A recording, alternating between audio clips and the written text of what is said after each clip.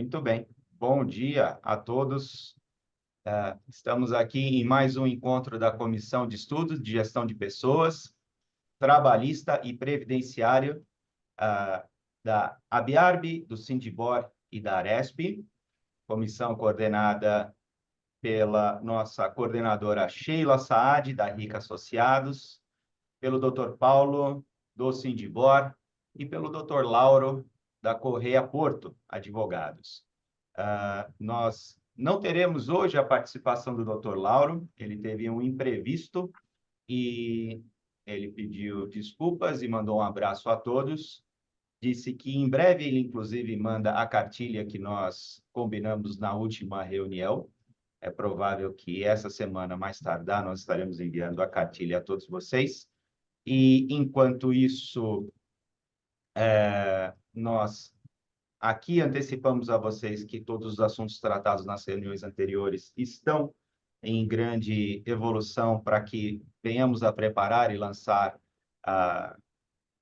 tudo aquilo que nós já combinamos no que tange cursos ou encontros para falar sobre a classificação brasileira de ocupações e afins. Mas, voltando à agenda do dia de hoje, nós teremos aqui o tema do dia é gestão estratégica de benefícios indiretos, atração e retenção de talentos, explorando os desafios e benefícios do trabalho híbrido, bem como estratégias para implementar e gerenciar essa modalidade. A Sheila, nossa coordenadora, preparou uma apresentação. O Dr. Paulo estará aqui com a Sheila fazendo as intervenções no âmbito trabalhista e sindical.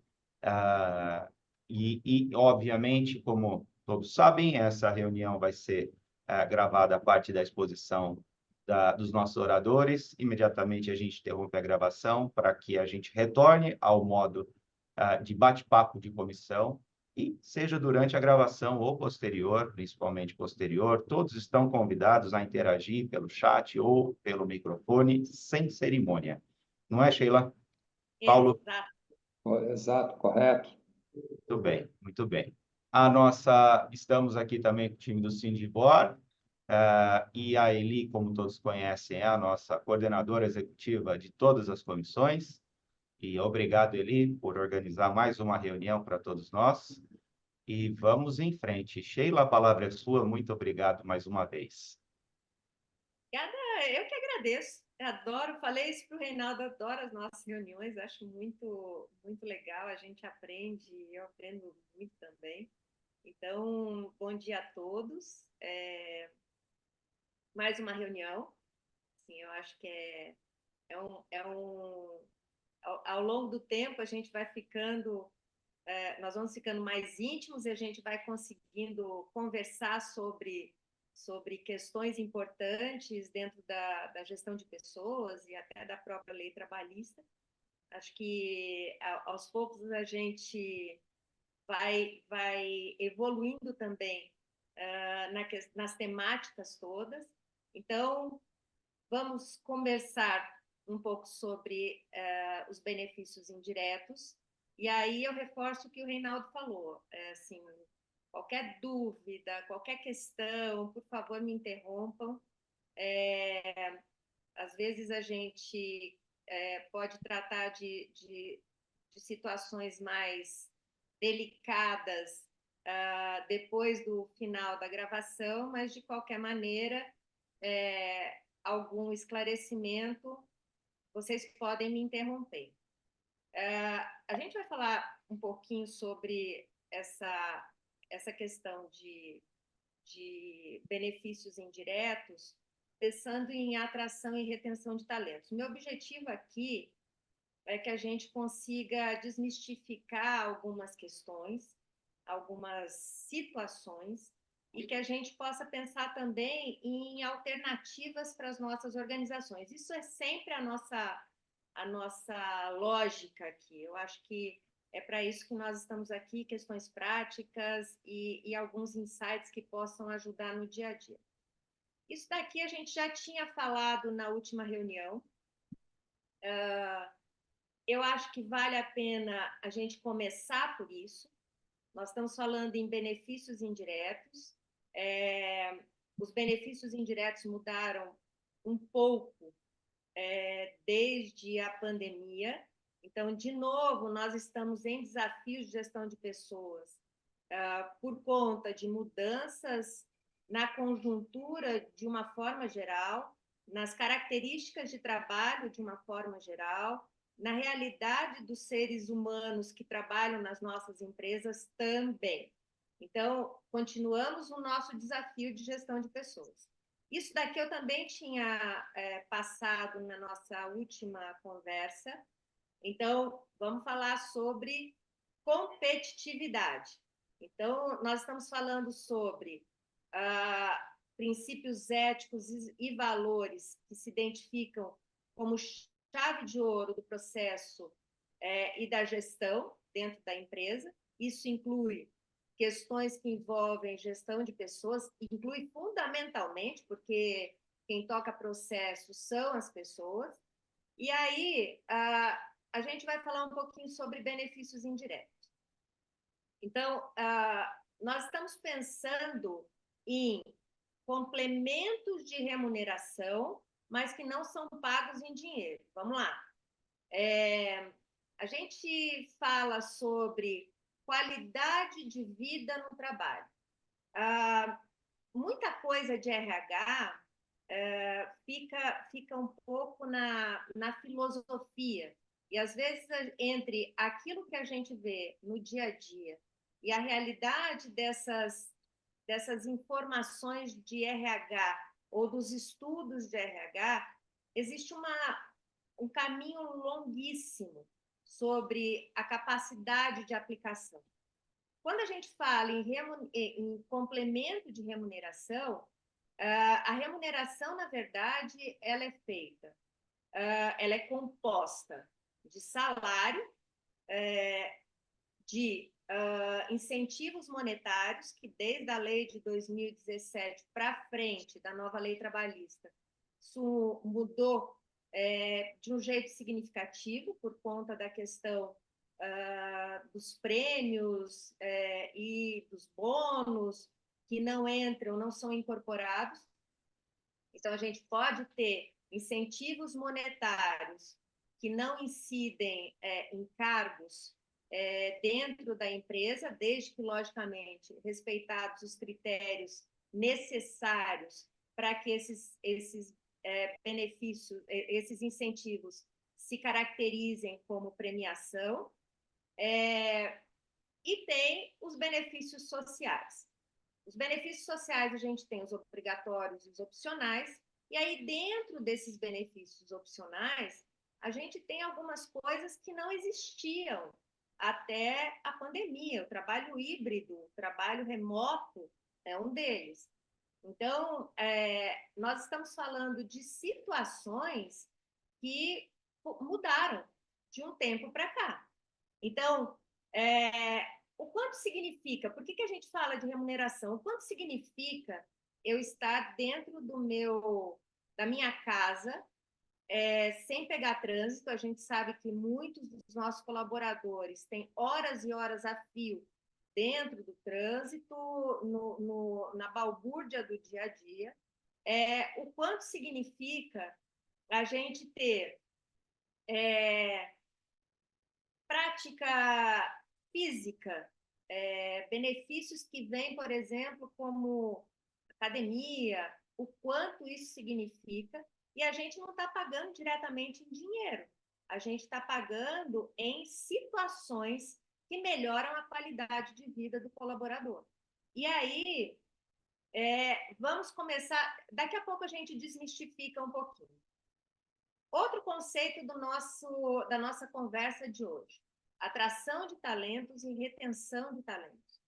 Então, a primeira pergunta que eu faço hoje é: quem é o talento da minha empresa? O que é um talento para a minha empresa? E aí a gente também vai entender que talento é raro, talento é o diferenciado.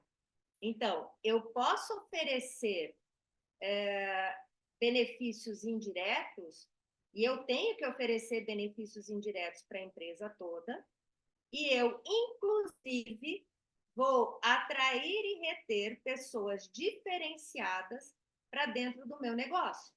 E, para isso, a gente tem que saber qual é a característica do talento. E aí, outra questão, o talento, como ele é diferenciado, identificar o talento, eu tenho que fazer alguma coisa com ele, para ele ficar retido. Então, não é só o benefício que vai me dar esse diferencial. Eu preciso identificar, qualificar, eu preciso ter espaço para a evolução dele, eu não estou falando hierarquicamente, a gente não precisa que ele suba verticalmente no organograma, mas ele pode evoluir lateralmente. Então, grande parte dos nossos problemas em gestão de pessoas está em identificar o talento e ele está lá anos e anos e anos a fio. Eu atraí, eu identifiquei e eu não faço nada para reter. E aí, vamos pensar no chão de fábrica? Eu tenho talento nos postos produtivos que eu tenho dentro da minha empresa e ele sai por, sei lá, vales transportes a mais ou vale refeição a mais e eu perco uma capacidade produtiva significativa para o meu negócio. Então, primeira grande pergunta é o que é um talento para minha empresa? Segunda grande pergunta, o que eu estou fazendo para reter esses talentos? E terceira grande pergunta, que aí a gente entra para o nosso, para efetivamente começar a pensar no nosso negócio, é o que é que atrai para dentro da empresa? É uma loteria? Eu atraio todo mundo e aí na loteria eu ganho uma pessoa diferenciada? Como é que eu faço essa atração? Ela é pensada? Ela é organizada? Quando eu faço um processo de recrutamento, a estrutura está clara do trabalho desse colaborador, inclusive para o gestor dele? Eu divulgo essa vaga de forma atrativa? Eu uso o processo de seleção, inclusive para falar sobre essa empresa e o que ela pode agregar de valor?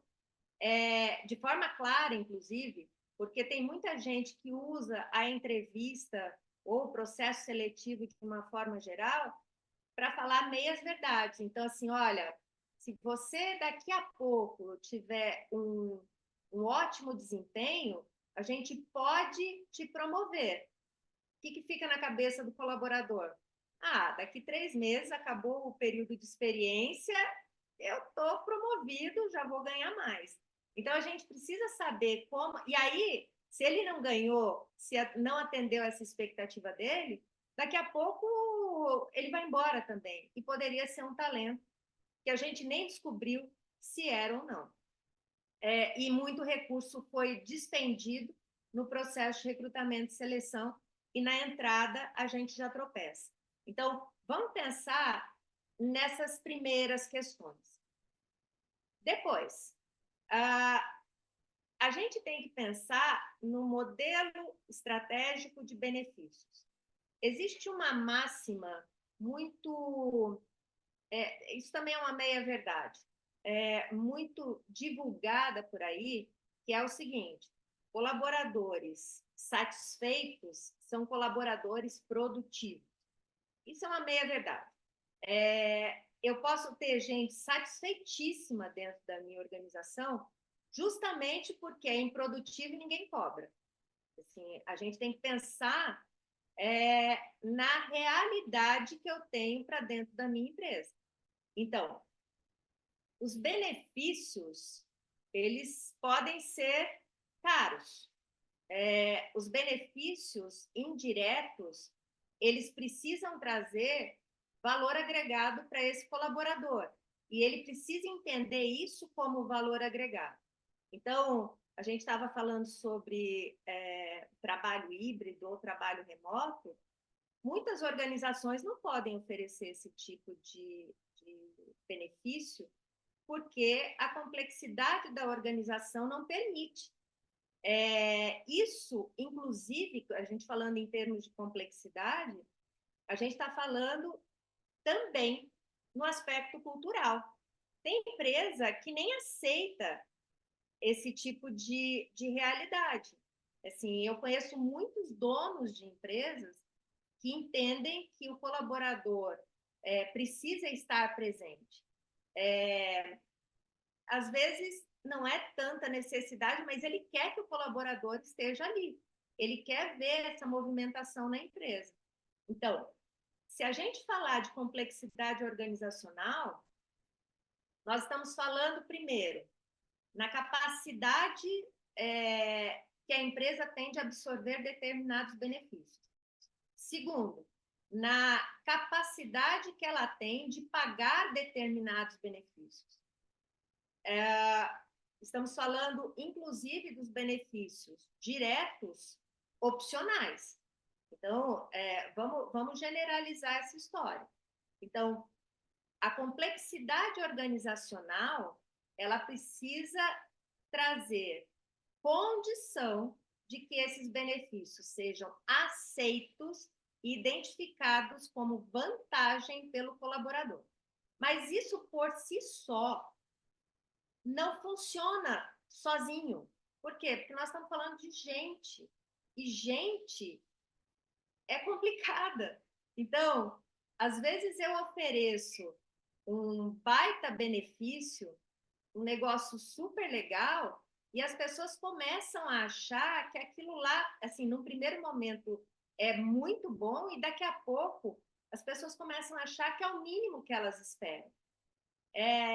Eu estava semana passada numa empresa, a gente estava passando o regulamento, implantando o regulamento interno, então tem todo um rito a ser cumprido, e aí a empresa, por hábito, ela paga o salário antes do 5º dia útil, embora no contrato de trabalho esteja estipulado que o pagamento é no 5º dia útil.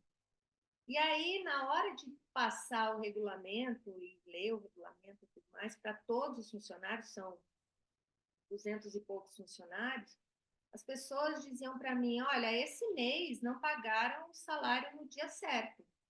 Eu falei, como assim? E aí a pessoa do RH estava comigo, ela falou assim, não, pagaram no 5º dia útil. Não, mas não é esse o costume da empresa. Então, a gente vai aumentando a régua e aquilo acaba ficando o dia a dia. As pessoas acabam entendendo que aquilo lá é o mínimo que elas esperam. Então, assim, toda vez que eu penso em benefício, eu tenho que pensar em valor agregado para o colaborador.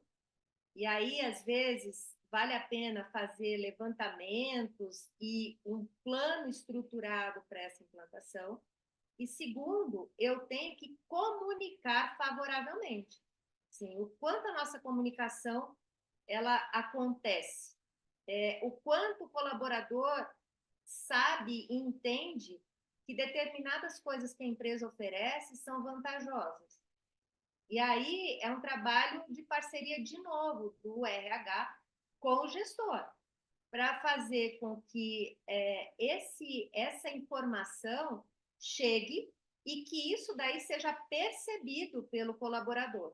É assim que a gente começa a fazer o processo de retenção. Ele começa a ver vantagens dentro desse local, dentro dessa estrutura, que, na verdade, ela às vezes passa despercebida por falta de comunicação. Segundo ponto, a gente está falando de capital humano. Capital humano, os meus colaboradores, é outra pergunta que eu preciso fazer. Os meus colaboradores, eles são entendidos como um capital humano. O que é capital humano? Aquelas pessoas que estão dentro da empresa, elas trazem retorno financeiro. E aí é o seguinte, existem vias de mão dupla.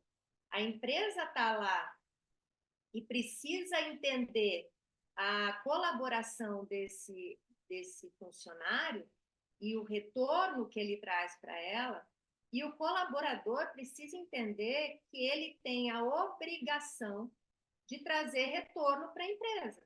Essa é a relação, porque se aquilo que eu vou pagar ou se aquilo que eu vou oferecer não me traz retorno efetivo, desequilibra a balança, alguém perde. Se a empresa perder, daqui a pouco vai faltar emprego para as pessoas. Se o colaborador perder, se não houver reciprocidade, muito provavelmente não vou ter uma estrutura que retenha talento. Terceiro ponto, a gente tem necessidade de desenvolvimento, a gente tem necessidade de evolução. Então, o mundo está mudando. Tem coisa que está acontecendo e que está mudando o tempo inteiro.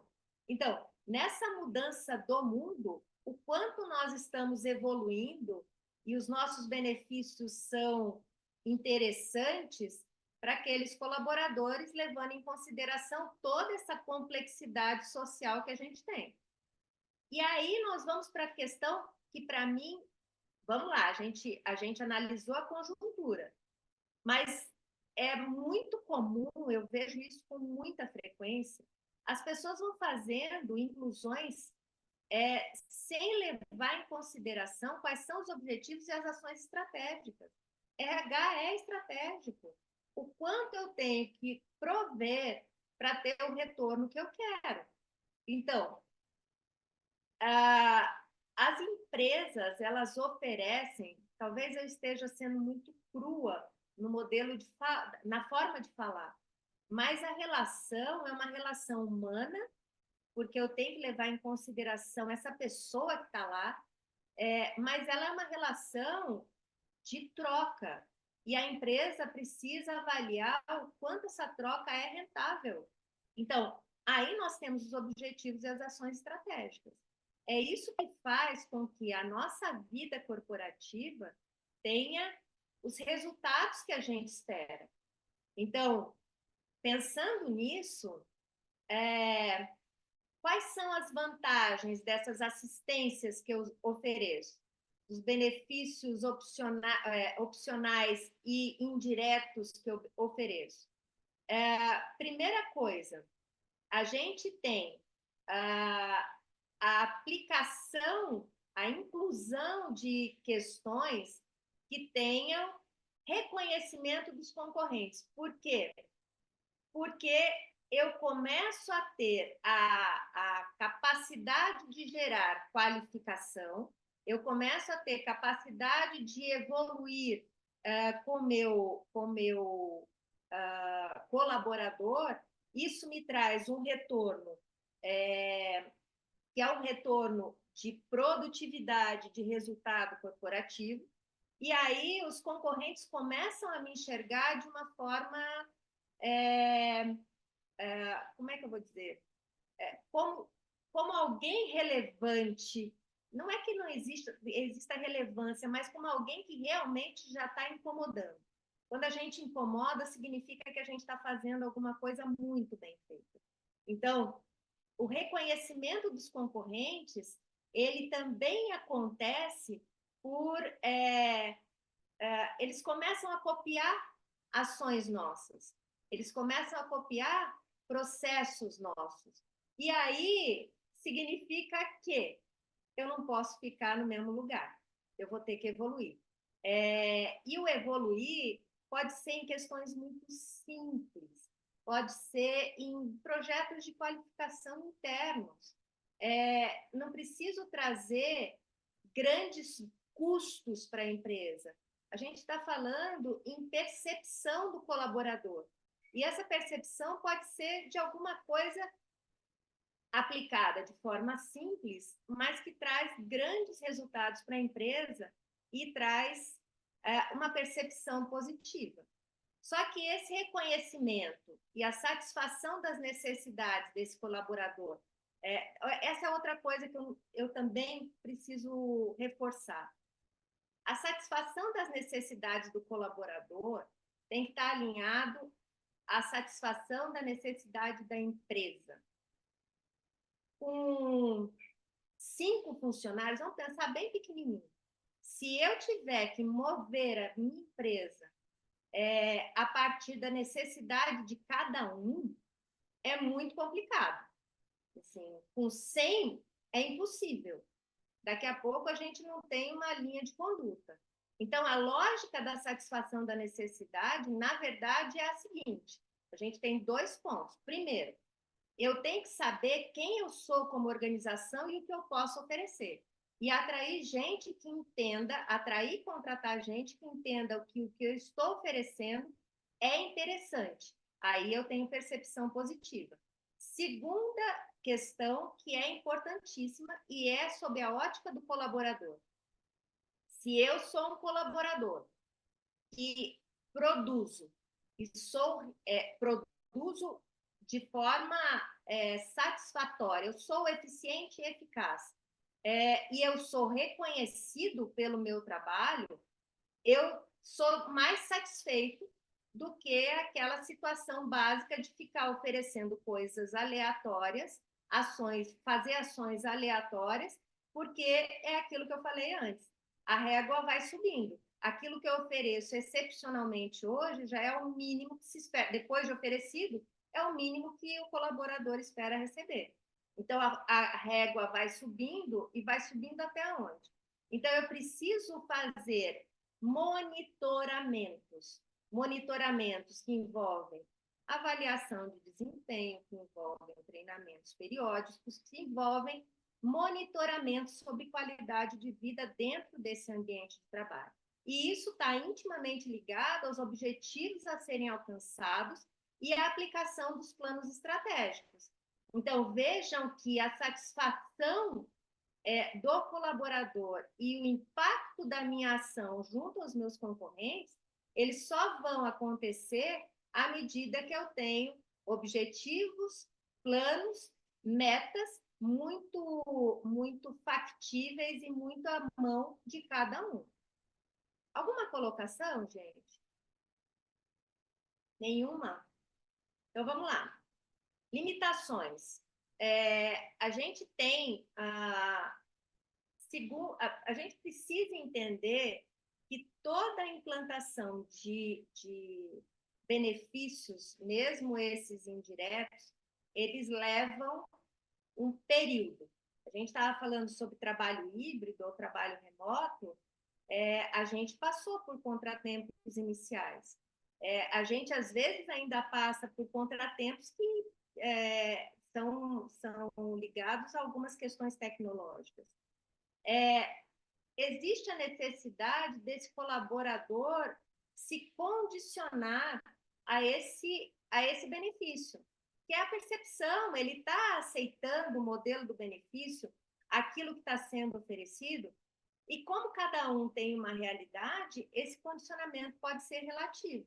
E aqui entra a comunicação que a gente precisa fazer frequentemente sobre o benefício que está sendo oferecido e, mais ainda, ter uma escuta ativa para perceber como nós podemos evoluir como RH e os gestores também, e para isso a gente tem que ter essa parceria, gestor RH, e tem que ter um RH aberto para receber essas conversas.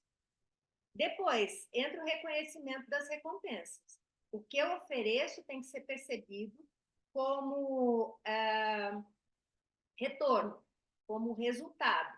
É uma percepção favorável. E aí, muitas vezes, a gente tem resultados que podem acontecer de forma perene, mas às vezes a gente tem resultados que não acontecem de forma perene. E aí, com essa mudança toda de perspectiva, olha, a gente está falando de uma geração, a gente sempre fala disso, né? A gente está falando de gerações que estão entrando no mercado de trabalho, que têm percepções muito diferentes da minha geração, por exemplo. E eu ainda continuo no mercado de trabalho. Então, nós temos que lidar com conflitos de gerações dentro do próprio ambiente. Gente que percebe a vida e o trabalho de forma muito diferente entre si. Então, a gente pode acabar tendo perdas de curto, médio e longo prazo por conta da própria percepção do colaborador. Então, é por isso que a gente tem que fazer revisões contínuas. A gente tem que ter análise contínua, principalmente dos objetivos organizacionais e do papel do RH dentro dessa conjuntura toda, para fazer frente a esse grande desafio que é de atrair e reter talento. Vamos lá para as perguntas. Ou para as considerações. Eu não sei se... Deixa eu tirar isso aqui da... Antes Eu não de sei se... para o pessoal encerrar a gravação, doutor Paulo, você tem alguma coisa a falar antes ou depois da gravação? Ou interrompe a gravação e a gente entra no bate-papo? Pode, fica a seu critério, fica a seu critério. Vou pedir para o pessoal interromper a gravação.